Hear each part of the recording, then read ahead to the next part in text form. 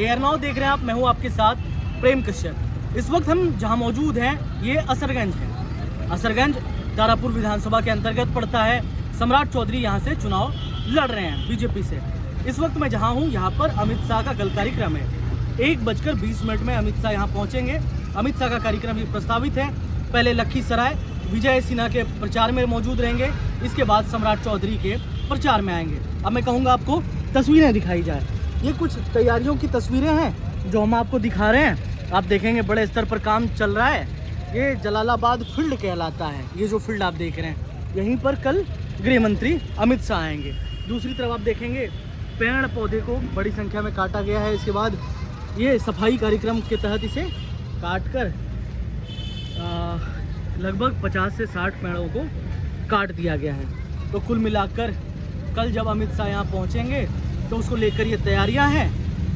बिहार के उप मुख्यमंत्री सम्राट चौधरी यहाँ से चुनावी मैदान में हैं। ऐसे भी तारापुर जो है हॉट सीट बना हुआ है। हम पूरा बिहार देख रहे हैं, पूरा बिहार हमने घूमा।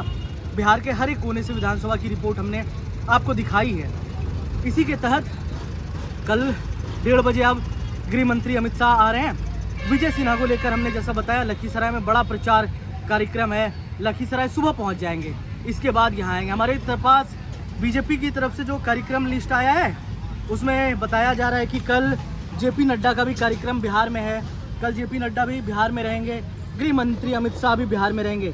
तो एक तरफ जहाँ बिहार में चुनावी समर तेज है, चुनावी माहौल बना हुआ है, तो आला नेता जो हैं बीजेपी के तमाम जो दिग्गज नेता हैं उनका जमावड़ा बिहार में लग रहा है। तो ये बिहार के असरगंज से तस्वीरें हैं। पूरा बिहार दिखाने के बाद अब कुछ हॉट सीटें आपको दिखाई जा रही है। हमारे कैमरे के पीछे हमारी सहयोगी शुभम में, कैमरे के सामने से मैं प्रेम कश्यप, एयर नाउ के लिए असरगंज बिहार से। बिहार चुनाव में जीत के लिए भाजपा के तमाम दिग्गज नेता, गृह मंत्री अमित शाह, प्रधानमंत्री नरेंद्र मोदी, अध्यक्ष जेपी नड्डा, तीनों ही ताबड़तोड़ रैलियां कर रहे हैं। अमित शाह कल सम्राट चौधरी के प्रचार करने के लिए असरगंज आ रहे हैं। ऐसे में जो तस्वीरें हमने देखी वो भयावह है। भयावह इसलिए है कि एक तरफ जहां भारतीय जनता पार्टी ये दावा करती है कि जल और प्रकृति के संरक्षण में हम बड़ी तादाद में काम कर रहे हैं, हमारी पार्टी के मुख्य एजेंडे में ये शामिल है, लेकिन वहीं दूसरी तरफ हमने पाया कि बड़ी संख्या में पेड़ों को काटा गया है। 60-70 पेड़ हमें कटे हुए दिखे। कटे इसलिए गए हैं क्योंकि गृह मंत्री अमित शाह जिस सभा स्थल पे पहुंच रहे हैं वहां पर इन पेड़ों की वजह से दिक्कत हो सकती थी, लोगों को आने में परेशानियां हो सकती थी। इस वजह से इन तमाम पेड़ों को काटा गया है। बिहार के उप मुख्यमंत्री सम्राट चौधरी का ये इलाका माना जाता है, गढ़ माना जाता है।